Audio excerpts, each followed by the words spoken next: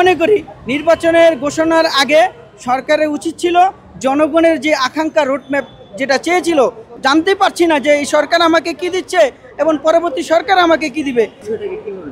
না, ফেব্রুয়ারিতে না, উনি বলেছিলেন এপ্রিলে নির্বাচন হতে পারে। বিষয়টা হলো যে আপনি বলছেন যে একটি রাজনৈতিক দল নির্বাচন চায়, আসল কথা তারা তো 17 বছর ধরেই নির্বাচন চেয়েছিল। বাংলার জনগণও নির্বাচন চায়, এমন না যে নির্বাচন চায় না, কিন্তু নির্বাচনের আগে আমাদের যেটা দরকার ছিল, অর্থাৎ আমরা তো চাই নির্বাচন হোক, কিন্তু নির্বাচনের আগে তো আমি আমার আইনের শাসন চাই, আমি আগে আমার ন্যায্য অধিকার চাই, আমি আমার বাসস্থান চাই, খাদ্য চাই। এই জিনিসগুলি তো আমাকে জানতে হবে যে আমাকে কি নির্বাচনকালীন সরকার দিবে না অন্তর্বর্তীকালীন সরকার দিবে, যারা ভোটে ক্ষমতা আসবে তাদের থেকে আমরা নিব।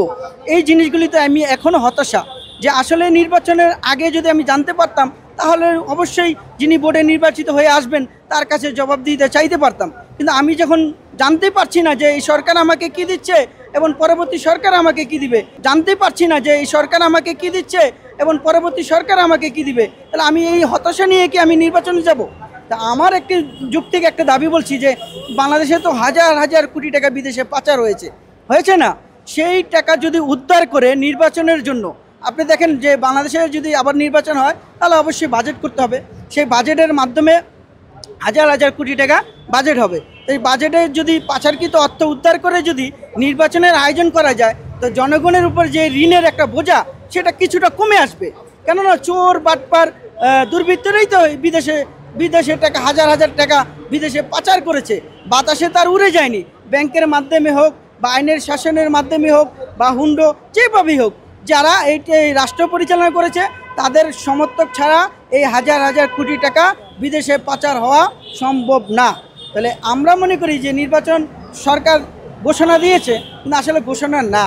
আমি মনে করি নির্বাচনের ঘোষণার আগে সরকারের উচিত ছিল জনগণের যে আকাঙ্ক্ষা রোডম্যাপ যেটা চেয়েছিল, জনগণের ভোটার অধিকার, গণতন্ত্র, আইনের শাসন, অর্থবহ, কর্মসংস্থা, সুচিকিৎসা, এই যে একটা রোডম্যাপ, প্রশাসনের, আইনের বিচারের সংস্কার এবং আইনের সংস্কার, এই যে একটা রোডম্যাপ চেয়েছিল সেটা কিন্তু আমাদের অন্তর্বর্তীকালীন সরকার সেটা না প্রচার করে উনি ফুট করে নির্বাচনের একটা ডেট ফাইনাল করে দিল। তা আসলে ডেট ফাইনাল করলেই যে নির্বাচন হয়ে যাবে তা কিন্তু না।